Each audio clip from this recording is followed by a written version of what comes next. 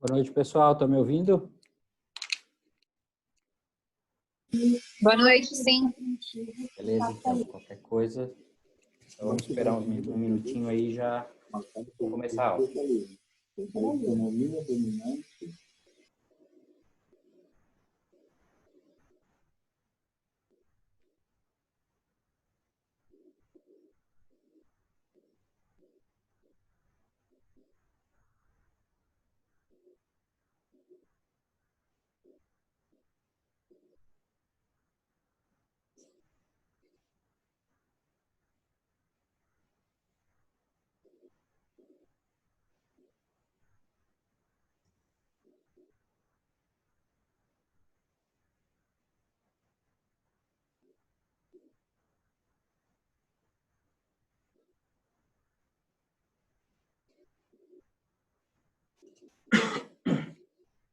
Bem, semana passada, gente, a gente começou a falar sobre os indicadores financeiros. Então, a gente falou de alguns índices que são apurados com base na informação contábil, né? E também falamos de alguns indicadores que daí também são apurados com base na informação contábil, mas simplesmente tratam-se de uma divisão de grupos, que é a análise vertical e a análise horizontal. São indicadores que mostram a análise vertical, a participação de uma conta ou de um grupo de contas em relação total do ativo ou em relação total do passivo, se a gente estiver tratando de passivo. Também podemos fazer essa mesma relação de conta ou grupo de contas no DRE, ou seja, quanto que o custo representa em relação à receita, quanto que a receita financeira representa em relação à receita bruta, né? Quanto que os impostos sobre vendas representam em relação à receita bruta e assim sucessivamente. Essa análise ela é chamada de análise vertical, ou seja, verticalmente falando.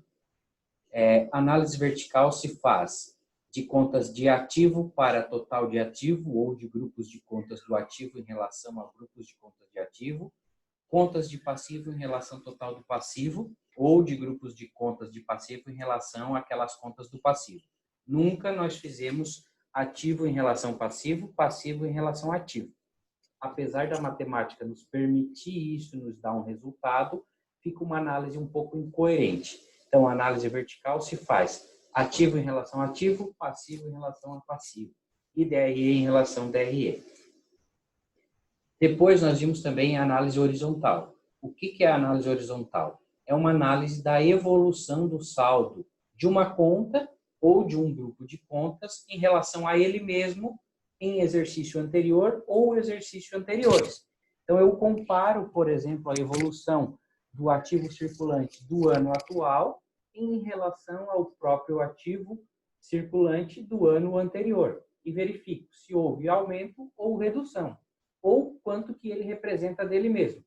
Então, se eu tenho um ativo circulante de R$100 mil num ano, que é o ano de 2019, sempre o ano mais atual, em relação ao ativo circulante do ano de 2018, que somava R$90 mil, eu digo que ele representa 110%, por exemplo, do ano anterior.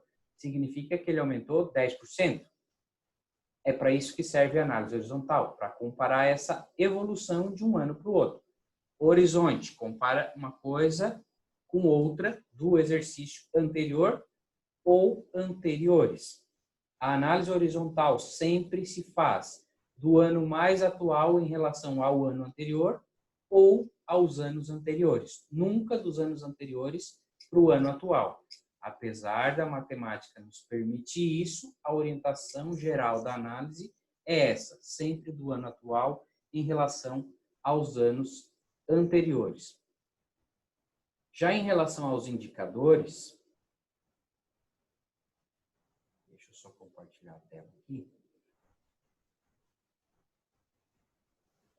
a gente viu alguns indicadores financeiros calculados com base nos números do balanço patrimonial. Então, a gente viu os indicadores de liquidez, de estrutura e de rentabilidade.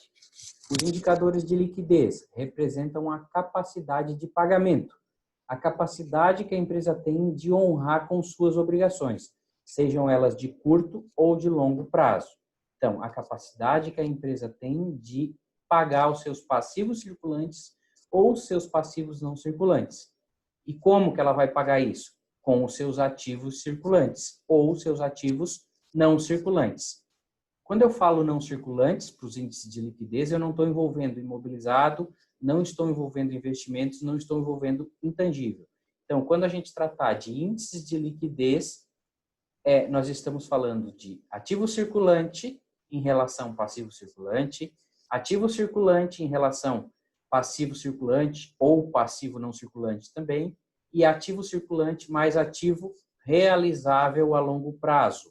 Então, o realizável a longo prazo, eles são aquelas contas que eu vou converter em dinheiro que eu também posso ter a curto prazo. Exemplo, um cliente que eu vendi em 24 vezes.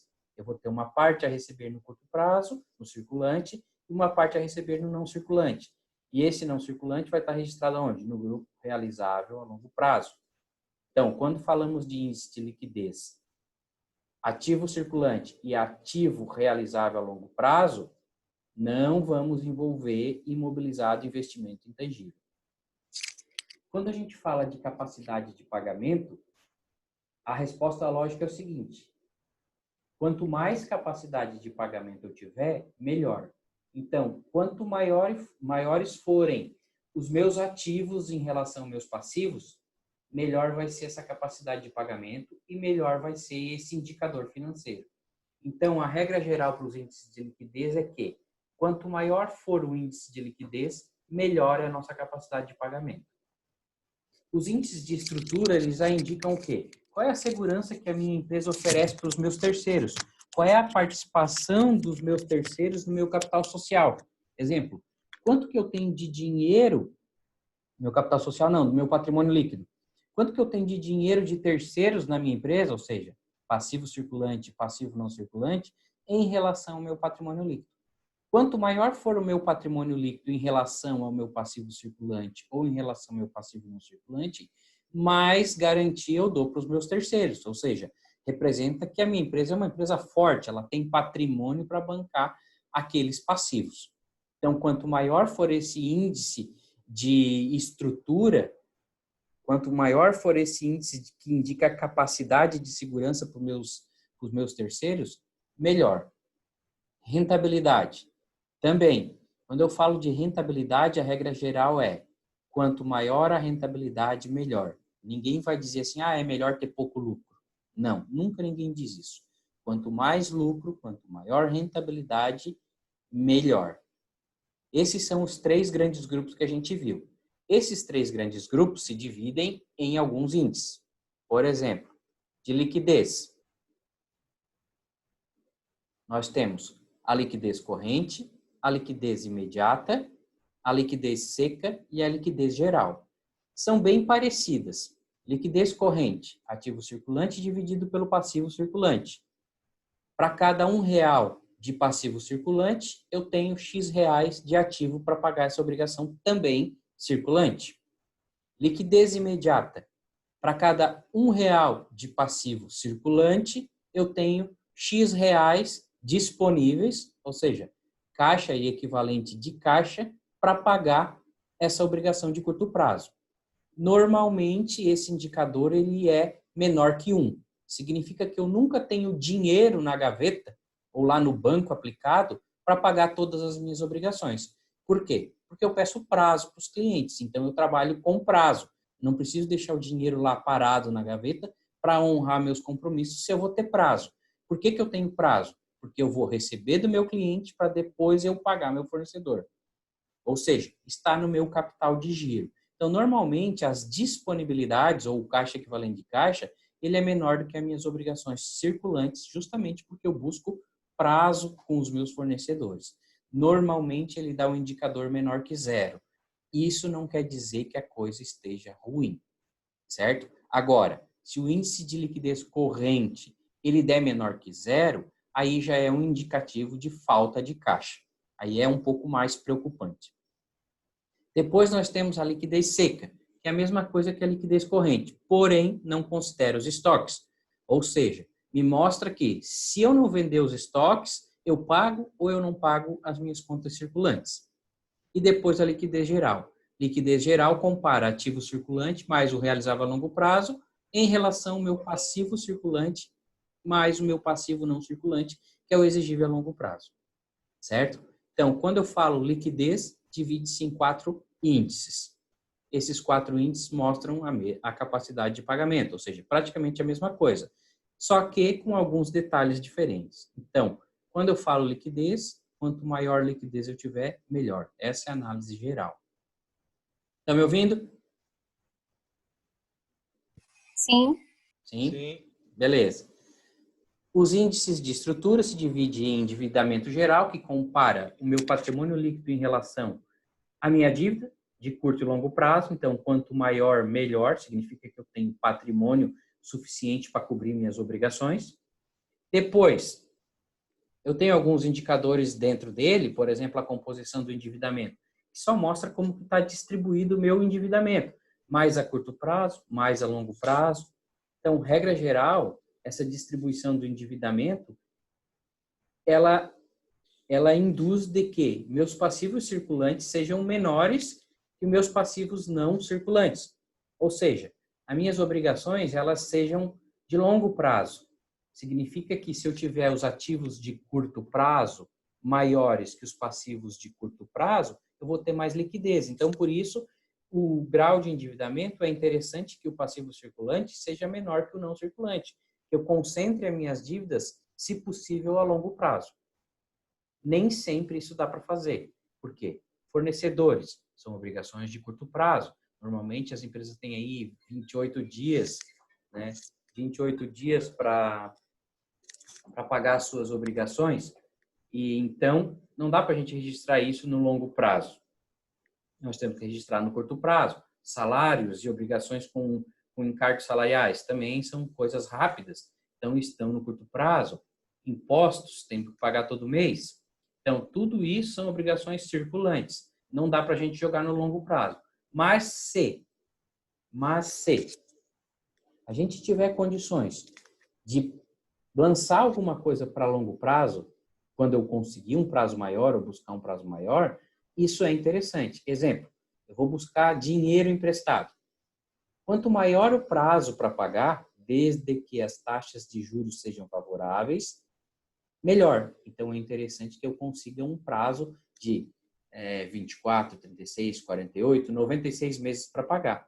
Isso se faz quando? Quando eu vou buscar dinheiro para investir. Eu vou construir, vou imobilizar, vou comprar uma máquina, um equipamento. É interessante que eu consiga buscar esse dinheiro com prazo longo para pagar. Então, é interessante que, nesses casos, eu tenha o passivo classificado como de longo prazo.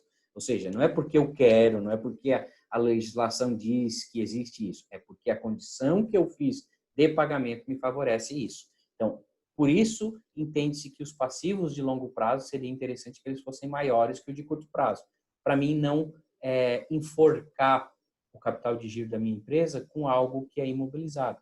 Exemplo, um parcelamento tributário. Se eu puder parcelar em 60 vezes, é melhor do que eu parcelar em 12, porque em 12 eu vou consumir esse dinheiro todo em curto prazo.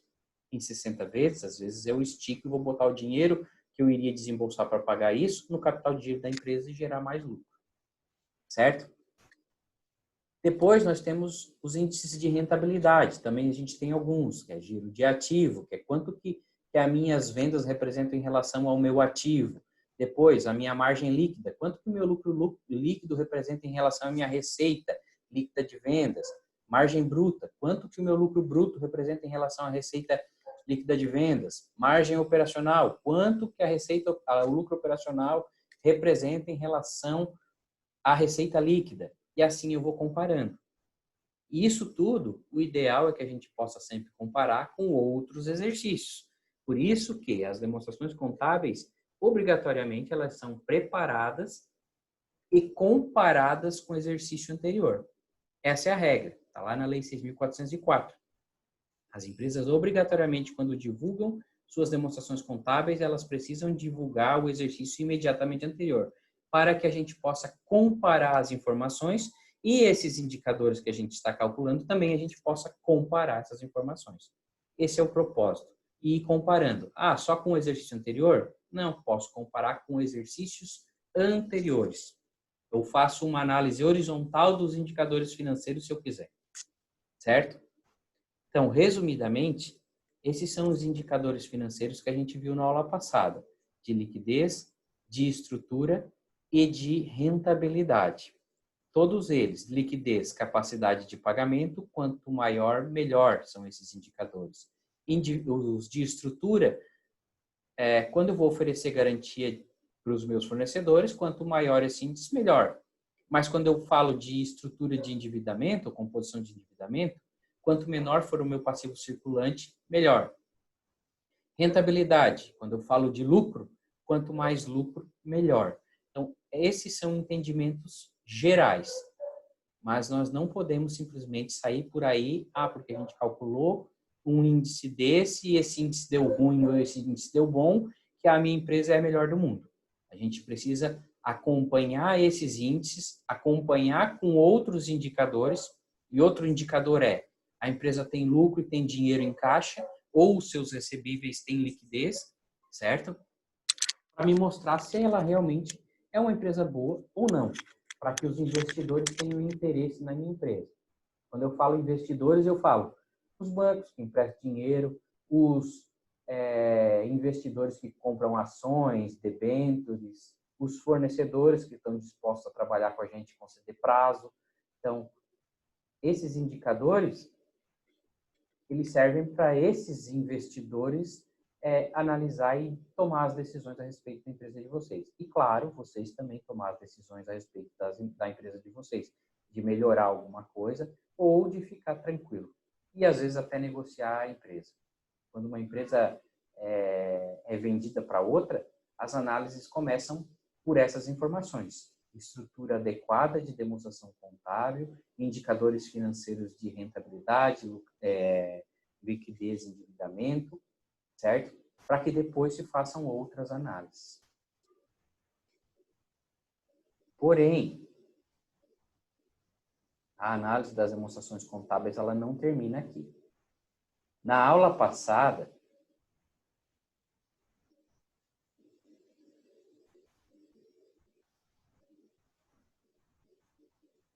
nós ficamos ainda de ver os índices de atividade ou de rotatividade, ou ciclometria também.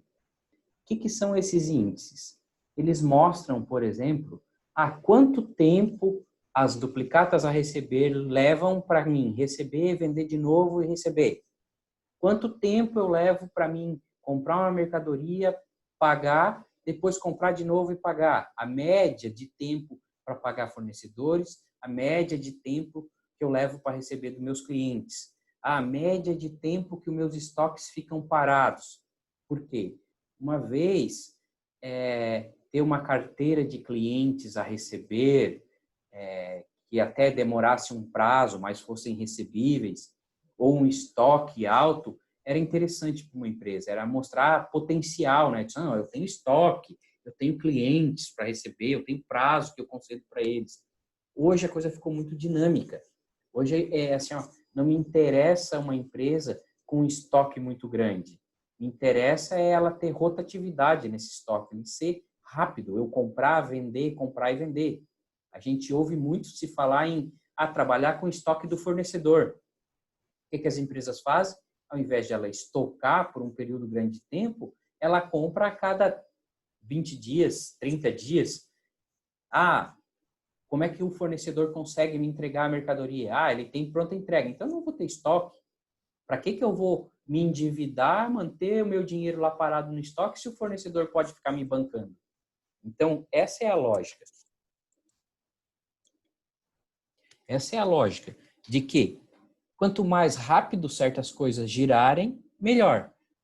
Quando eu falo em recebimento, quanto mais rápido eu receber, melhor. Quando eu falo em estoque, quanto mais rápido eu comprar, vender, produzir, entregar, comprar de novo, melhor. Agora, quando eu falo em pagar, se eu puder ter um prazo maior, melhor. Então, quando a gente fala em rotação de ativos, quanto mais rápido isso acontecer, melhor. Quando eu falo em rotação de passivos, quanto mais tempo levar, melhor.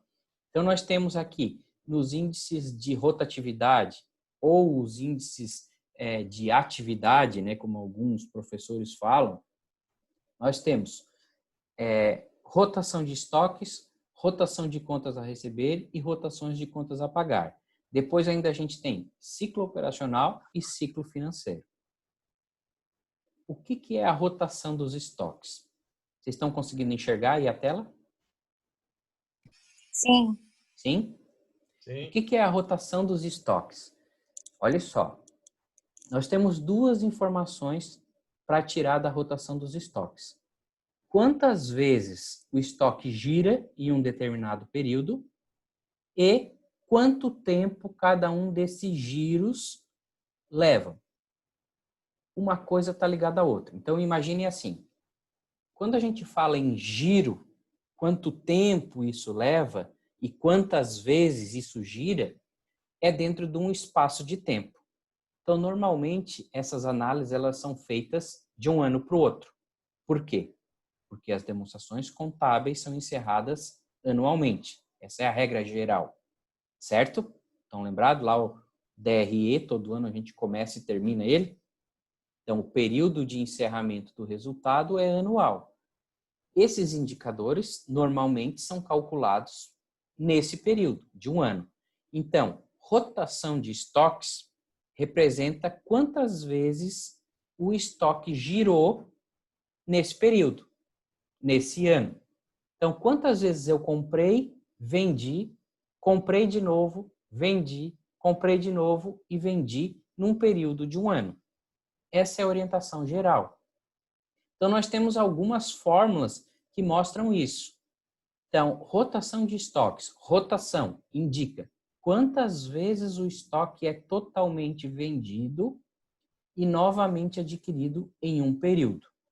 Qual é a fórmula para a gente identificar isso? Rotação de estoque é igual o CMV dividido pelo estoque médio. O que é estoque médio? Estoque médio é o estoque inicial mais o estoque final dividido por 2.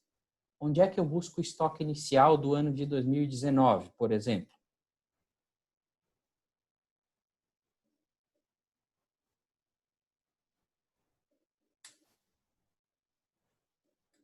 Onde?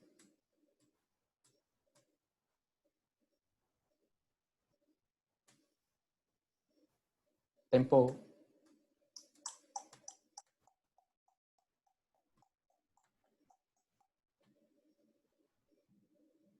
Pessoal, estão aí ainda? Opa, tô escutando. Então, onde é que eu busco o estoque inicial do ano de 2019? Não sei.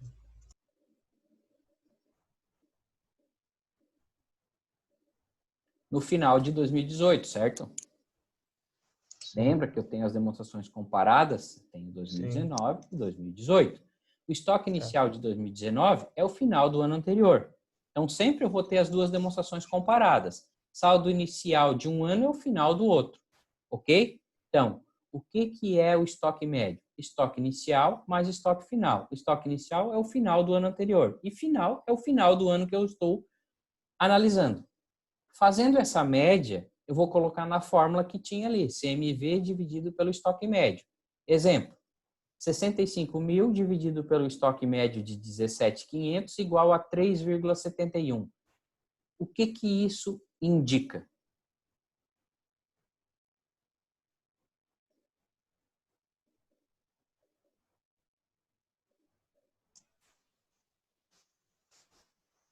Está escrito ali, ó. O estoque foi renovado aproximadamente 4 vezes no período. Significa que, se o meu período é anual, 4 vezes no ano eu zero o meu estoque, compro de novo, zero o meu estoque, compro de novo, zero meu estoque. Ou seja, 4 vezes eu consigo zerar o meu estoque no período. Ok? Então, Sim. quantas vezes isso aconteceu no ano? Isso é o que indica a rotação do estoque. Certo? Então, tem um período de um ano, quantas vezes aconteceu isso no ano? Isso é rotação. Agora, logo abaixo nós temos prazo médio de estocagem. Indica o número médio de dias que uma unidade permaneceu no estoque. Uma coisa está ligada à outra. Certo? O que é o prazo médio de rotação do estoque? A fórmula é 360 dias, por quê? Porque é um ano. E o ano comercial é 360. Então, 360 dias vezes o estoque médio dividido pelo CMV. Então, uma coisa está diretamente ligada à outra. 360 dias vezes o estoque médio que nós tínhamos apurado lá em cima, 17.500, divididos pelo CMV, que está lá em cima, 65.500, chegamos num resultado de 96,92 dias. Ok? Significa que cada vez que eu giro o estoque, esse giro leva 97 dias. Lá em cima, estão vendo aqui, 3,71 vezes. Então, num ano, 3,71 vezes, que equivalem a cada uma dessas vezes 97 dias.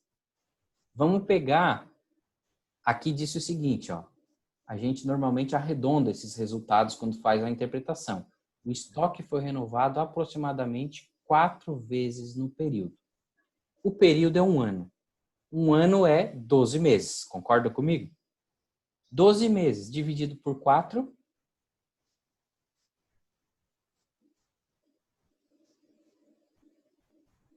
3 vezes 6, né? 4, 12.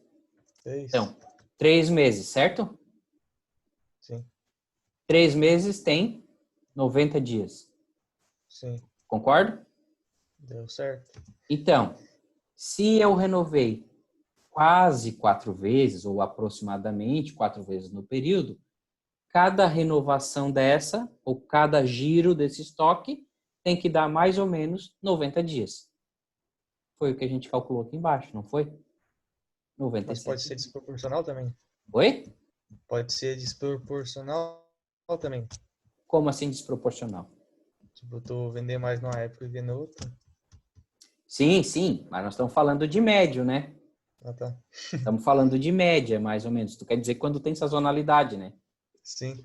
Mas, claro, aí o que a gente pode fazer? A gente pode trabalhar aqui, esse 360, a gente pode fazer semestral. Trabalhar ele com 180, por exemplo. Sim. Depende. A gente aqui está falando de média no período. Mas pode acontecer isso que tu falou, tá? Por isso que a gente não pode sair por aí tomando decisões só com o resultado dos indicadores. Tu já levantou uma hipótese que pode acontecer. Se ela for sazonal, talvez isso dê distorcido, né? Uhum.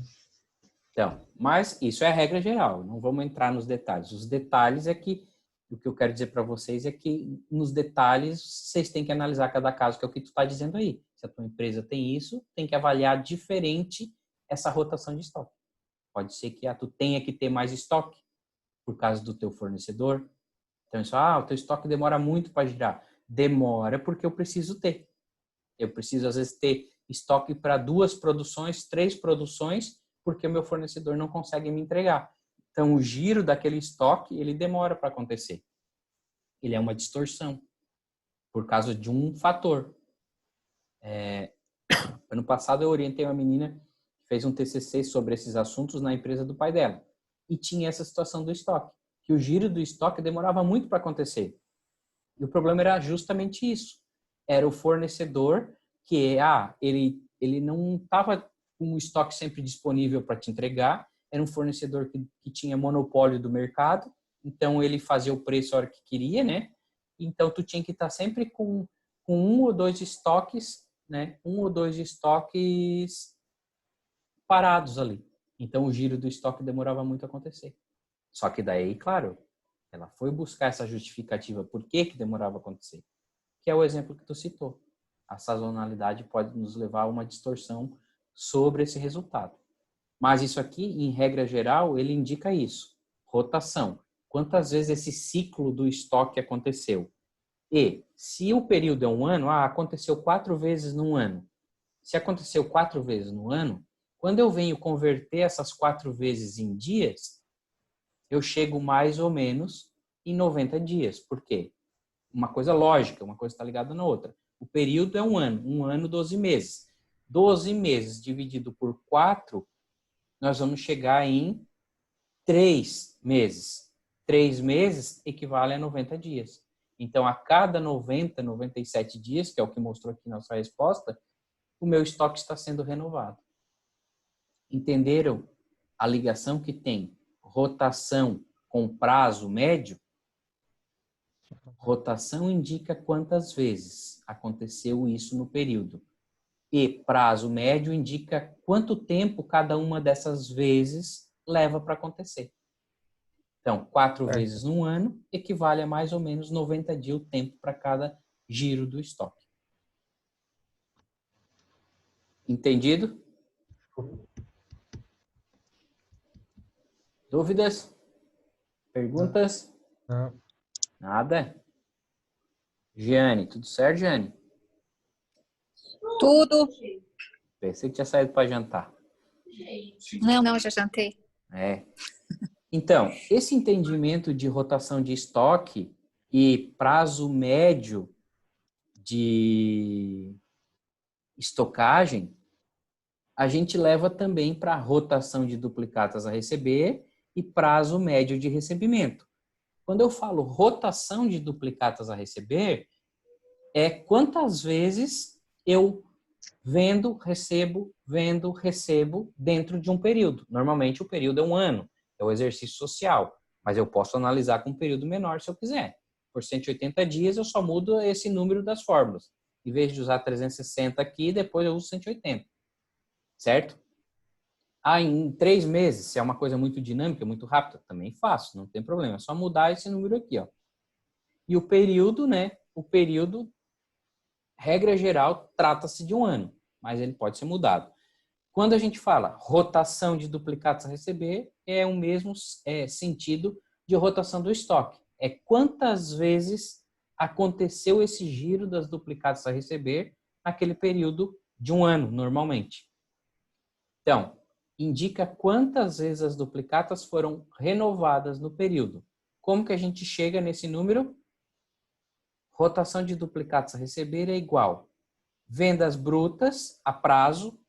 A gente pode usar a receita bruta, né, de uma forma geral, dividido pelo saldo médio de duplicatas a receber.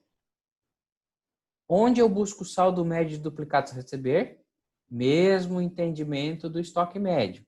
Saldo de duplicatas a receber inicial, mais o saldo de duplicatas a receber final. O saldo inicial é o final do ano anterior que está ali comparado comigo. Então, o saldo de duplicatas a receber é o saldo de clientes que está lá no ativo, ou de duplicatas a receber, ou de títulos a receber, depende da nomenclatura que está lá. Se eu tiver 2 contas, cliente e duplicata, soma as 2, certo? Ou faz separado se quiser, se tiver alguma distinção. Mas se não tiver nenhum tipo de distinção, normalmente eles estão lá classificados como clientes ou duplicatas a receber, lá no ativo. Então, o saldo inicial de clientes, que está no saldo final do ano anterior, mais o saldo de clientes do ano que eu estou analisando, dividido por 2, cheguei no saldo médio. Trago para a fórmula. Vendas brutas a prazo, ou seja, receita bruta de venda, pode usar que é bem coerente. Dividido por esse saldo médio de duplicatas a receber, vai me trazer um resultado, no nosso exemplo aqui, 3,08. O que isso quer dizer? Que o saldo das duplicatas a receber foi renovado aproximadamente 3 vezes no período.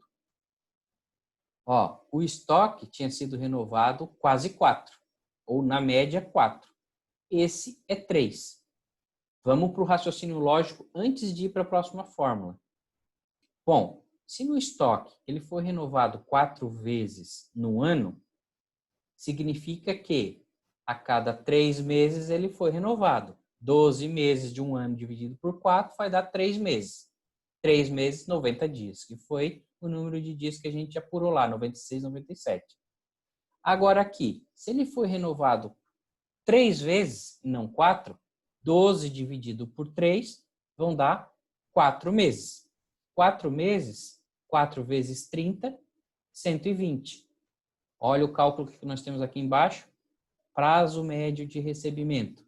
Se ele gira 3 vezes no período, significa que cada giro desse leva em média 120 dias. Então, aqui calculamos 117.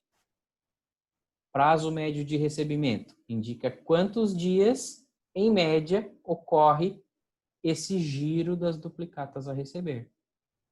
Qual é a fórmula? Prazo médio de recebimento igual 360 dias vezes o saldo médio de duplicatas a receber dividido por as vendas. Ou seja, todas essas informações aqui são essas que eu tenho aqui em cima. Fazendo essa conta para 360 dias, se o período for 360 dias, cada vez que eu recebo, vendo de novo e volto, eu vendo e recebo e volto a vender novamente, leva 120 dias em média, 117, que foi o que a gente calculou. É isso que indica o prazo médio de recebimento. Então, rotação de duplicatas a receber é quantas vezes eu renovo as minhas duplicatas no período. E prazo médio é quanto tempo leva cada uma dessas rotações. A mesma coisa nós temos para as duplicatas a pagar. Rotação de duplicatas a pagar indica quantas vezes os fornecedores foram pagos e renovados no período. Segue o mesmo raciocínio. Rotação de duplicatas a pagar é igual valor das compras dividido pelo saldo médio de duplicatas a pagar, que vai dar quantas vezes isso aconteceu no período. Onde é que eu vou achar o valor das compras?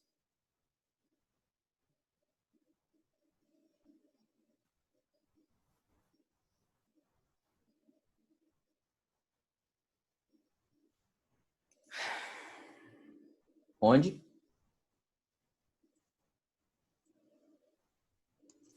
Não prestei atenção agora. Aonde eu vou achar o valor das compras?